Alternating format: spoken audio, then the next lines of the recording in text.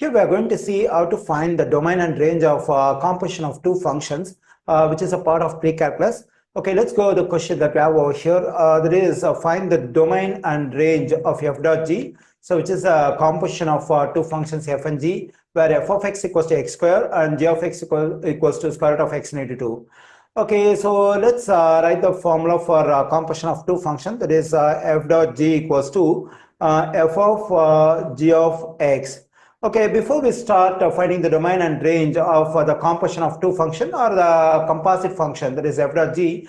So first we have to be knowing in this composite function f dot g, so which is the first function and which is the second function. So here some students may think f is the first function and g is the second function because we have f at first. Actually it is not like that. So in this composite function, for which function we will give input at first. So clearly we will give input for g of x first. So this g of x is the first function. Let me write over here.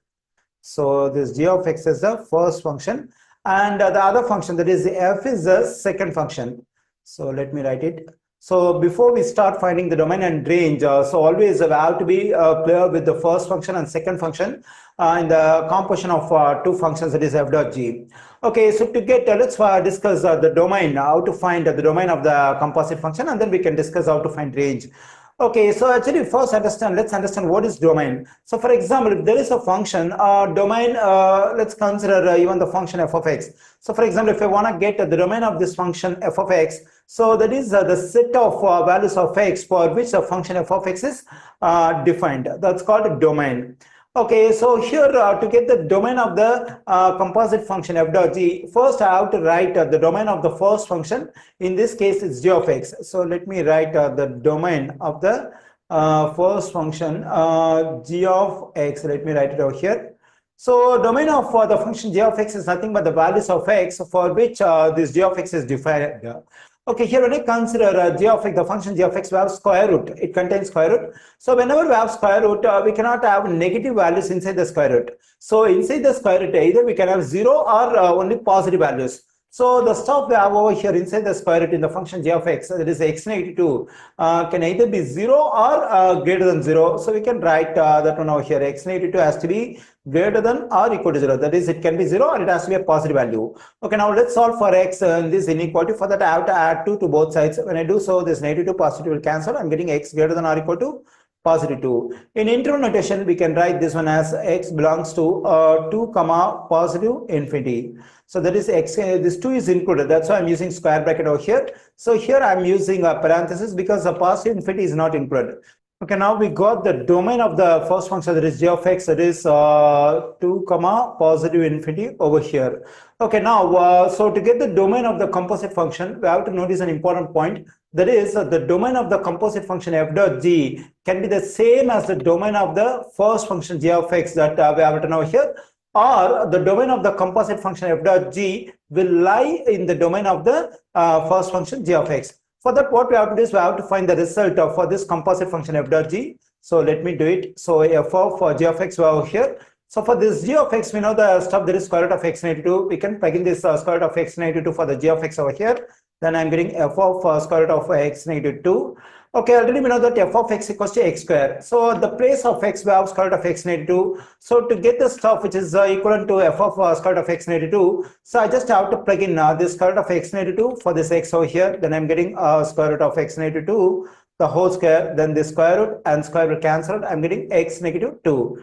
Okay, so here I got the result for the composite function, that is f dot g. Okay, what is the domain of this x negative 2? So clearly it's a linear expression, and here x can take any real value. So the domain of the result of this composite function is all real values. So according to the stuff we have discussed already, the domain of a composite function can be the same as the domain of the first function, that is 2 to positive infinity, or the domain of the composite function must lie in the domain of the first function g of x. So how do you have to conclude? So for that, now what I'm going to do is I'm going to mark, I'm going to draw a number line over here. Let me draw a number line over here. So here, this number line gives the values of x. Okay. So here, let's take the negative infinity, and here Let's take the positive, the right side extreme. Here we have left side extreme, and I'm going to mark numbers for x over here. So let me mark -1, 0, 1, 2, 3, 4. Okay, now I'm going to draw the domain of the result of the composite function, that is all real values. All real values means we have to draw a line for the entire interval. So because the domain of the result of the composite function is all real values. So I have sketched the graph for this one. For the domain of the result of the composite function. Okay, now I'm going to draw the domain of the first function, that is g of x, that is 2 comma positive infinity. So here 2 is included. So now I have to draw a filled circle 2. And since the domain is 2 comma positive infinity, I have to move to the right.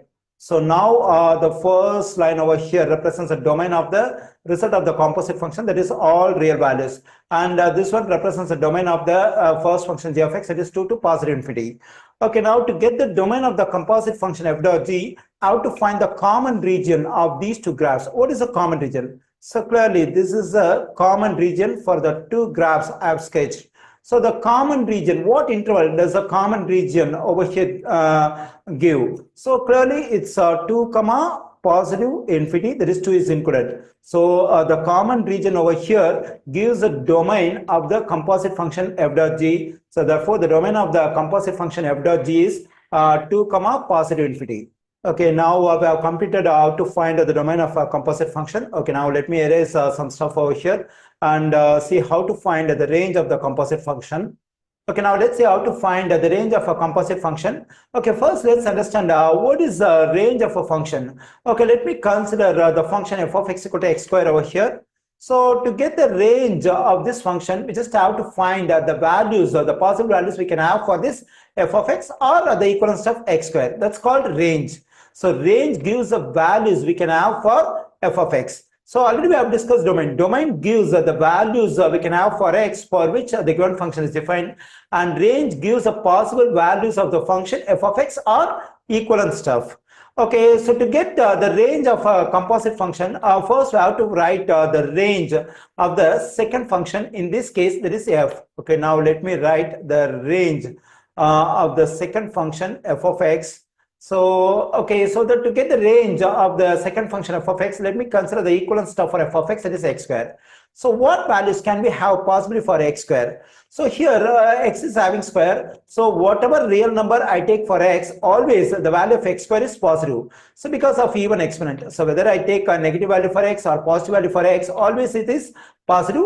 Or if I take x equals to 0, this one will be 0. So the value of x square can be equal to 0 or it will be greater than 0. That is, it will take either 0 or any positive value. So the range of the second function f of x is 0 comma positive infinity. So the 0 is included. So that's why I'm using the square bracket over here. Okay, now so to get the range of a composite function, so we have to understand an important stuff. So the range of a composite function can be the same as the range of the second function, or the range of the composite function will lie in the range of the second function. Okay, now let's find the range of the result of the composite function, that is x -2. So here, if I consider any real value for x over here, what will be the value of this expression x -2?